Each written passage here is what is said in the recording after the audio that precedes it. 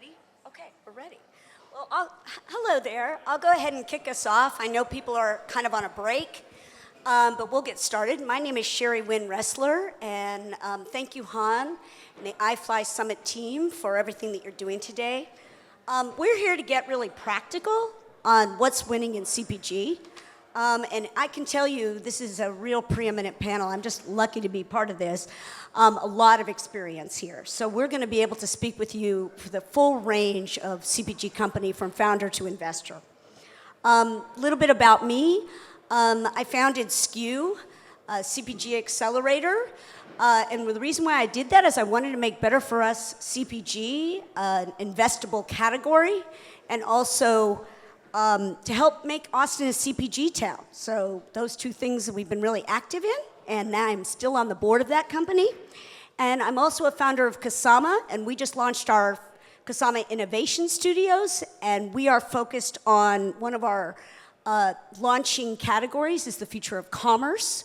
So we are really looking at the tech side and how we can influence how products are made, discovered, sold, and experienced. So a little bit of the AI side as well. So I'm going to let the panelists introduce themselves, starting with Wayne.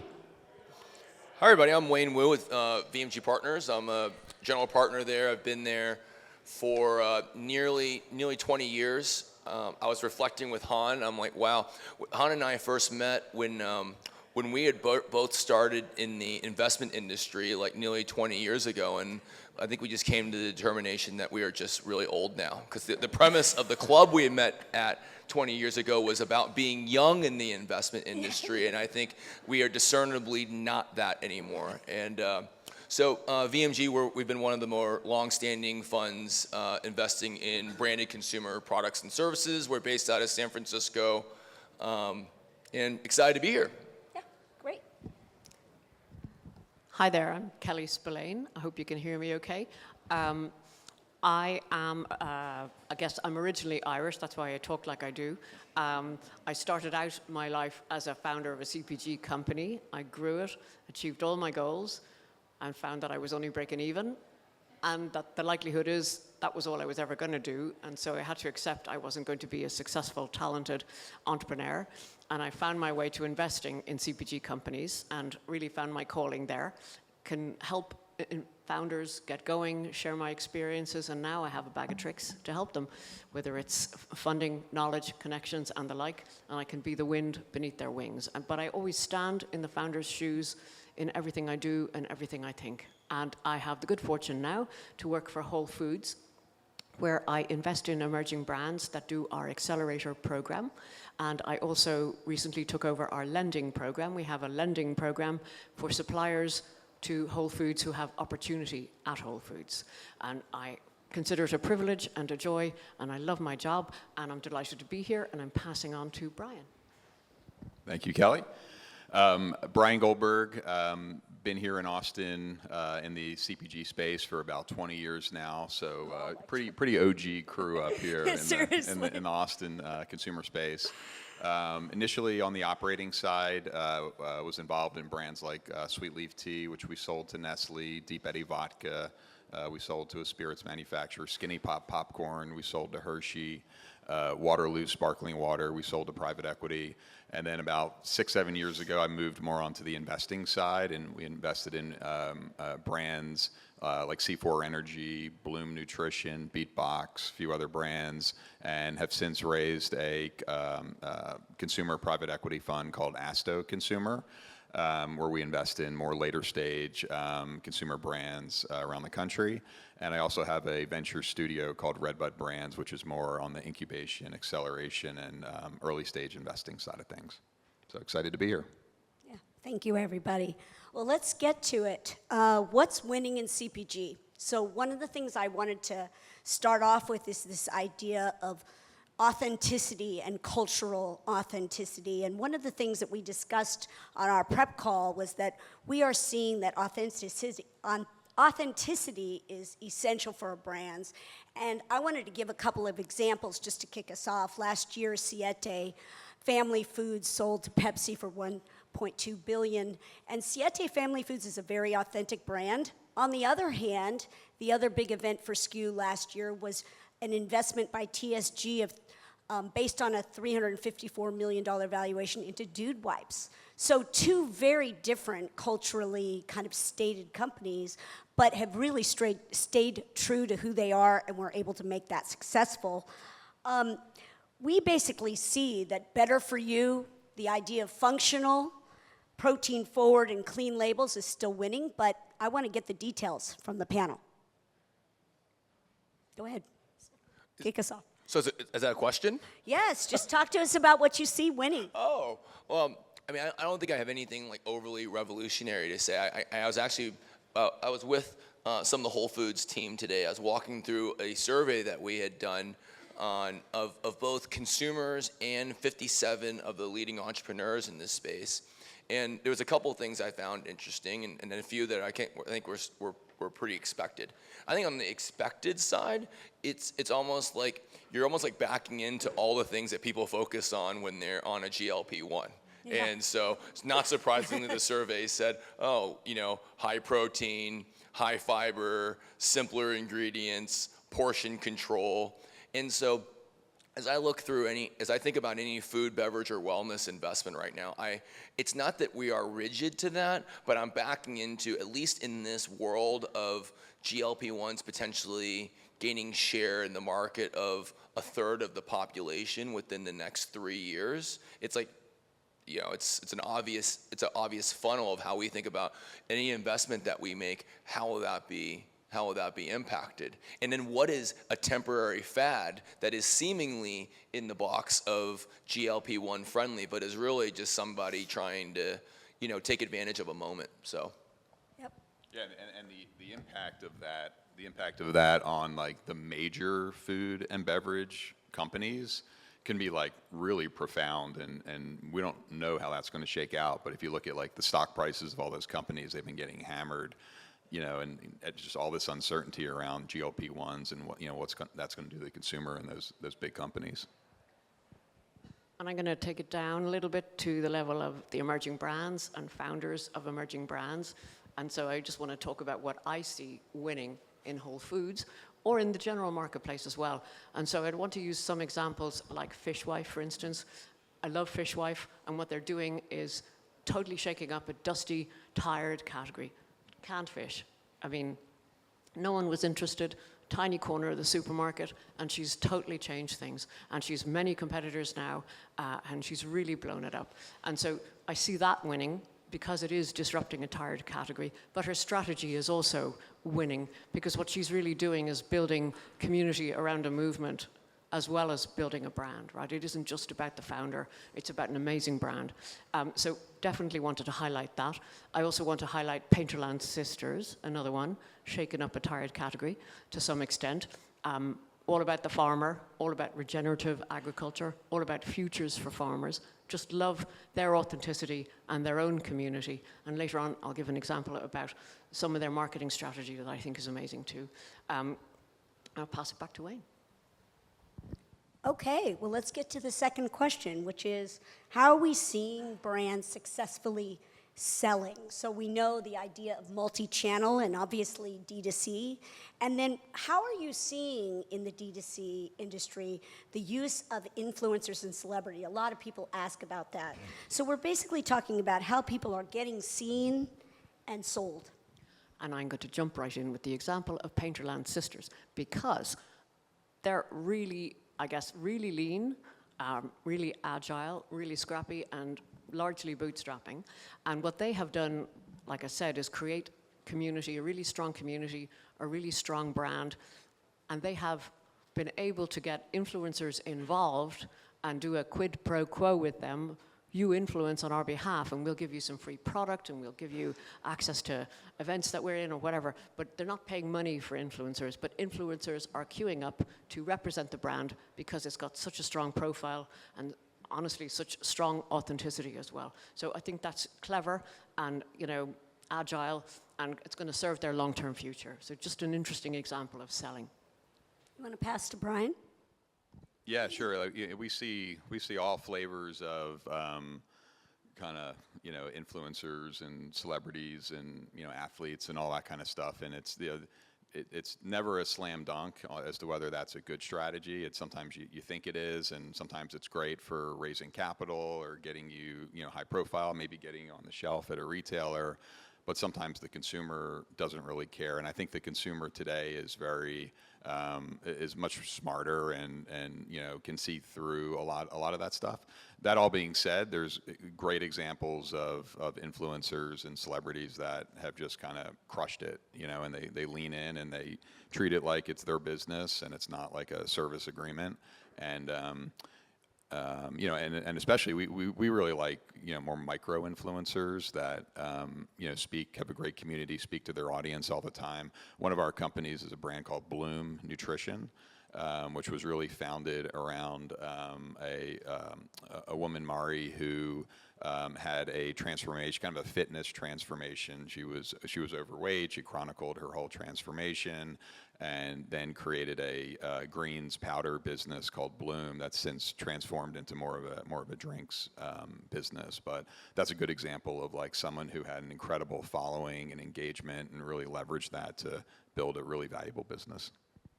Yeah, and I think that's a really clever strategy. I hope you can hear me. I just want to actually refer to another similar business called Mary Ruth's. Very, very similar indeed. And they built a huge community online before they ever went near retail. And at that stage, they had huge pull-through once they got into retail.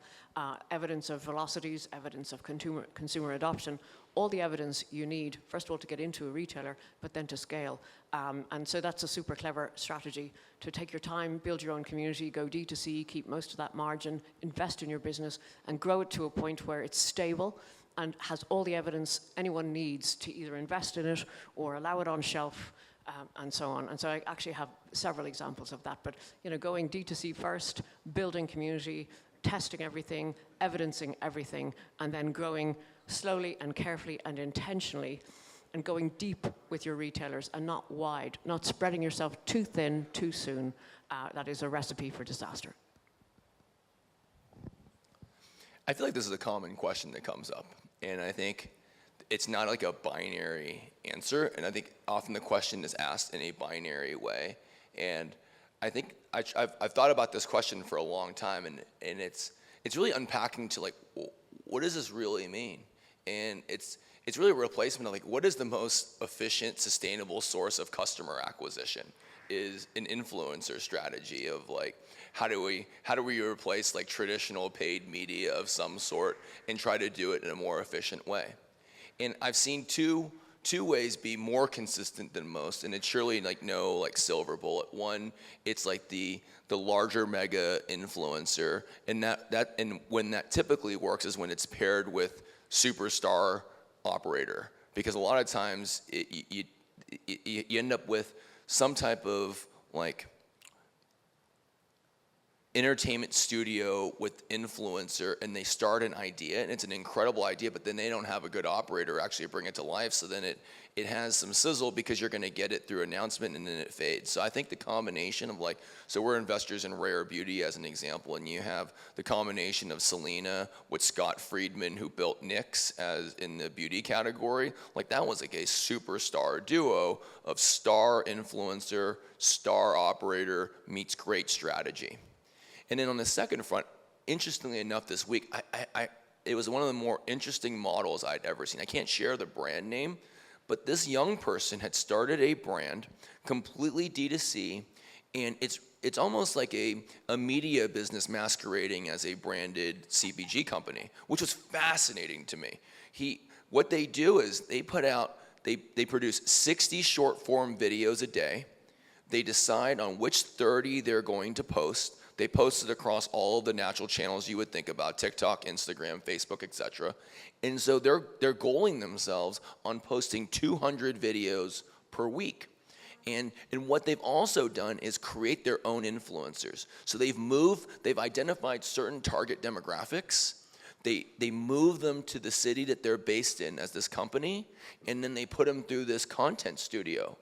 And what their whole thesis, which is basically that you can't predict a viral video. So we're just gonna hit them with quantity, and they've proven themselves they cannot predict which one's gonna go viral, but they know when they crank out 200 per week, they're gonna create a mega influencer out of it that they own the rights to essentially, and they're creating very low customer cost of customer acquisition.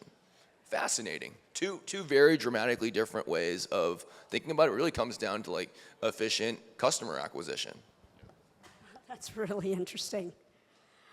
All right, well, we're going to get to the AI question because, we know one of the things about CPG is that, often we're dealing with, the difficulty of not having the staff or not having access to information. And so the panel and I really want to talk about how we're seeing AI and tech really move into CPG and help really professionalize and make more sophisticated what we're doing earlier. I'll jump right in, and we did talk about it, and there's many angles we could come from, and I'm going to just pick on one, I suppose, and it's the efficiency AI brings to small businesses that are, on reduced staff or no staff, one founder, and there's so much you can do with AI so quickly. I think it's an amazing resource for emerging brands to really get behind, understand, learn it, and do it, and it's not that hard. So much can be done: content creation, research analysis and summaries. You can just get the AI agent to do anything, have a suite of agents to do different things. And I'm going to just build on that again and talk about the impact AI has had in the marketing arena, right? It's, I'm glad I'm not an advertising executive, I will say. And, at the moment, I actually have a contact who's a wonderfully brilliant young woman. She's founded a platform called Lexor Spark. Not the best brand name in my opinion, but it's a super platform for emerging brands where they can road test marketing imagery, new product ideas, ads, and all kinds of things, and they can share it with their community, get feedback, they get to keep all of their own data, they can make their own decisions about what they're going to use to sell, raise awareness with their communities based on the feedback, and it doesn't cost very much. So it's a super platform, super innovative, and founded by a young Texan woman. Going to the other end of the spectrum, I'm going to talk about Amazon Ads, which is fully connected to Vendor Central. Vendors on that platform can go in and create their own ads, super professional ads, video, static, whatever you want. There's an amazing resource of components to put in there. You can make the ad, it'll look as professional as anything else. You can do it quickly and super cheaply and roll it right out on Vendor Central. That's there now. And so for any brand that isn't getting fully behind AI and understanding it, they are wasting their time and compromising their future. You want a hand to Brian? Yeah, I'm in the camp where I'm feeling quite overwhelmed with AI, like probably most of the people here. I have a friend who's going to get me up to speed here pretty quickly, so I'm excited for that. But in CPG, some of the areas I've seen where AI is having a big impact. You mentioned marketing on the advertising side, but also things like packaging. Typically a brand, like a startup brand, will go to a branding agency and, get a bid on packaging, and it'll come back at like $150,000, and, they just can't afford that. But, you can go online and get 90% of the way there for, nothing these days and get it a lot quicker. So that's an area. Also on the food science side of things and recipe development. You could take, to pick like an Oreo and say like, make this better for you, and, make it MAHA, approved or something like that. Plug it in AI and, spits out a recipe. And that's, typically expensive projects to outsource. So, tons of uses definitely on the marketing and advertising side for sure. Also back office accounting, inventory management. There's a lot of like ERP systems that are being developed currently that are AI enabled and, should make processes a lot cheaper and more efficient. Go ahead, Brian. So I'm going to start by, before I go into specifics, I start with like I wonder what's going to happen. And I was talking about this with Brian earlier, and I was just thinking about like the the process to which emerging brands seek to get shelf space and how merchandising assortments are decided in today's industry at our leading retailers. And I wonder how fast AI will be involved in assortment and decision making on what new brands are being put on shelf. Certainly not there yet today. I haven't heard of anything notably making progress there, so I start with more of a, like, I wonder when.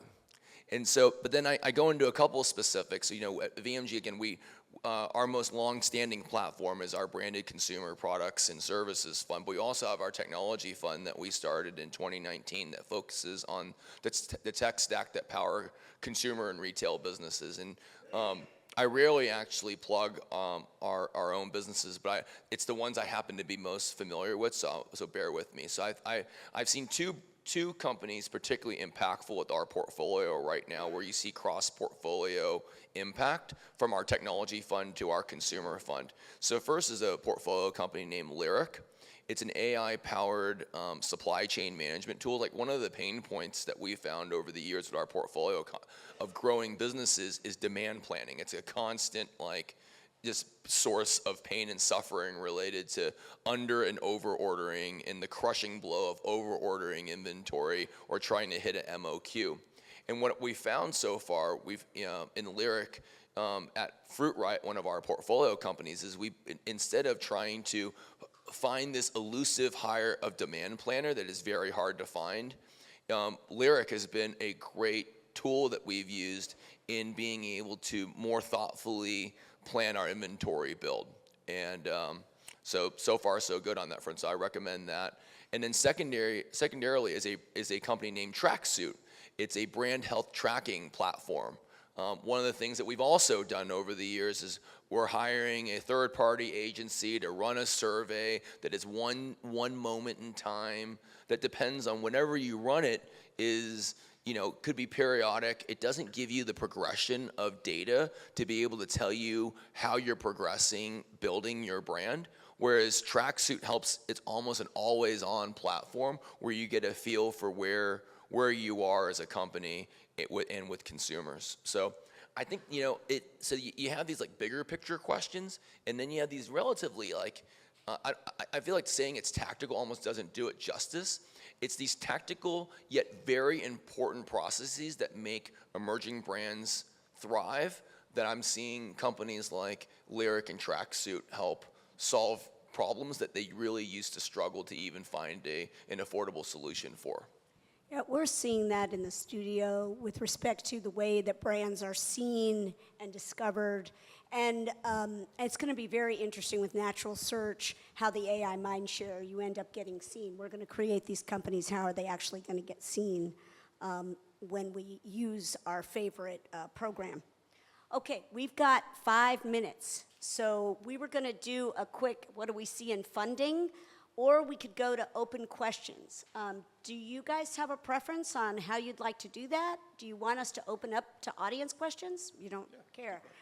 Okay, that's great. Let's open up for audience questions. Yeah. Hi, my name is Owen. I'm an early stage consumer VC investor in Wynne Ventures. So we see a lot of early stage consumer companies, and we feel like the hurdle to found an early stage business has become much lower, all thanks to AI. And it's often difficult as an investor to discern, you know, what companies are truly backable at an early stage.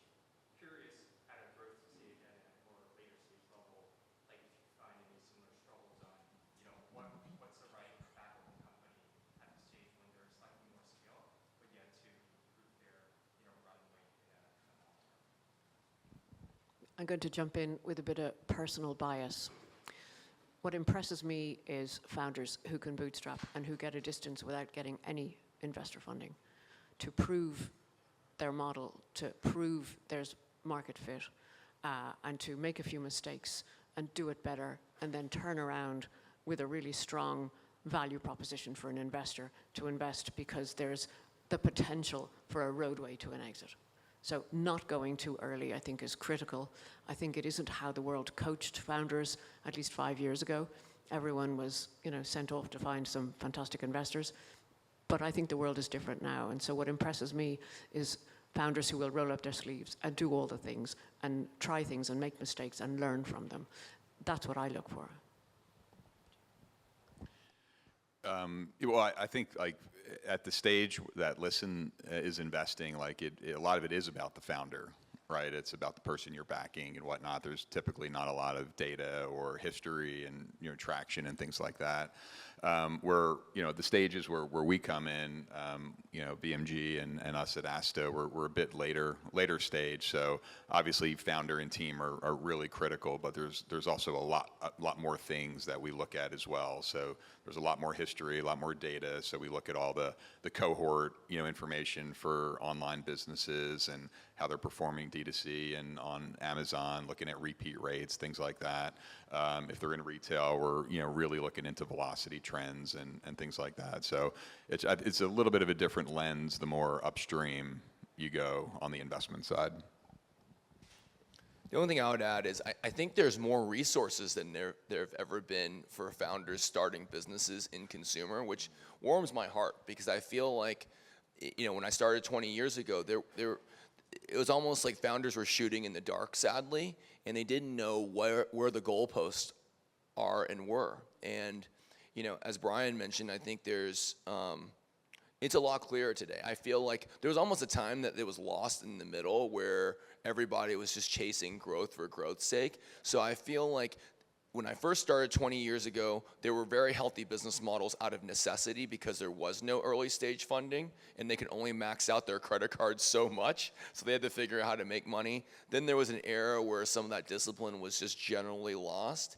And now I feel like there's a very healthy balance of the resources to help entrepreneurs know where the goalposts are. There's enough money, but the money is a lot more thoughtful. So therefore, the business models, when they get to our later stage, there's just generally more of them than there have been in a long time, which is really great for just the overall entrepreneurial community. I think the main thing that I'm seeing is that you don't have, when we first started this whole journey, there was a lot of years you could take to kind of try things on. You don't have as much time now, so everything has to be very focused. You have to figure out how you're going to take that product and make it a scalable brand, and you need to move quickly. Did you have a question? I have a question for you. So in your investing experience, where do you see founders struggle the most? Gosh, one thing they struggle with the most. I don't know if there's one thing. Because I think that's what makes this so special. Is I believe that every company is a one of one. And what is the consistency? Is that we're all human. The consistency is that we all make some decisions with emotion.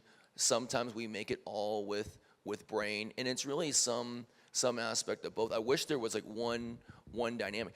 I'm not even answering your question. I'm going the other direction. What have I found that I think is the most common theme that I've found in consumer, where it's the highest probabilities of success, are resilient founders. Like the folks that didn't come up with everything handed to them, and they're just genuinely shown a life where they are a fighter, and they're willing. Like, I found recently that we will have made 2 or 3 investments in companies where I met the founder like over a decade ago, and they're almost selling a different thing. They almost went bankrupt like 3 times, and now they suddenly found product market fit, and it's like lightning in a bottle when we're investing in them. And that is the greatest joy of all, is knowing this human being that has fought so damn hard, and now they're hitting it. I'm going to just add to that as well, because I do think there is one thing that every founder struggles with, because I think every person struggles with it, and it's the inner voices that tell you you're going to fail and you're no good, and they're going to catch you out, and they know that you're stupid.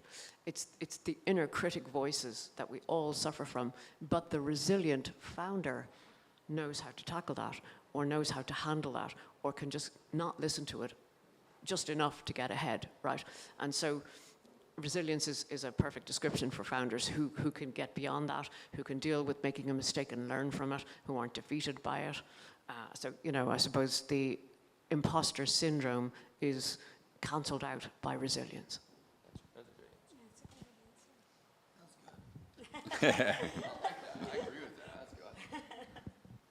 Yeah, I would say like being a founder is a very lonely place, right? There's not a lot of people to talk to, so a lot of times founders don't want to ask for help. You know, they have no one to talk to, but they also don't want to ask for help and raise their hand and kind of, you know, acknowledge that they don't know the answer to something. So that oftentimes backfires. So, you know, we love founders that are just very curious and like to get other people's thoughts and help. And in a place like Austin, that's like super collaborative and friendly, it's like the perfect spot to build a company, I feel like. She said signs to stop. Okay, we're supposed to stop now. So thank you so much. Thank you so much to the panel.